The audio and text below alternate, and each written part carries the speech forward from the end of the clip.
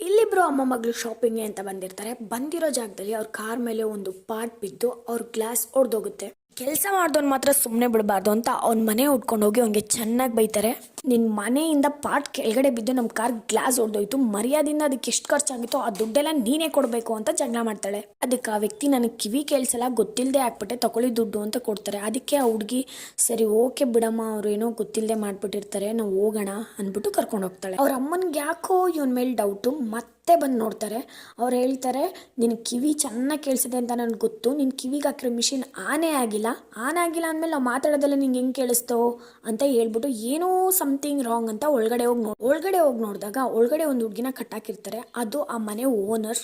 ಆ ಮನೆ ಓನರ್ ಹುಡುಗಿನ ಕಟ್ಟಾಕಿ ಆ ಮನೇಲಿರೋ ವಸ್ತುಗಳನ್ನೆಲ್ಲ ತಗೊಂಡೋಗ್ಬೇಕು ಅಂತ ಪ್ಲಾನ್ ಮಾಡಿರ್ತಾನೆ. ಆಗ ಇವಳು ಕಾಲಲ್ಲೇ ಆ ಪಾರ್ಟ್ಗಳನ್ನ ಒದ್ದು ತಳ್ಳಿರ್ತಾಳೆ. ಆವಾಗ ಅದು ಹೋಗಿ ಇವ್ರ ಕಾರ್ ಮೇಲೆ ಬಿದ್ದಿರುತ್ತೆ. ಇವ್ರ ಕೊನೆಗೆ ಆ ಹುಡುಗಿನ ಕಾಪಾಡಿ ಅವನ್ನ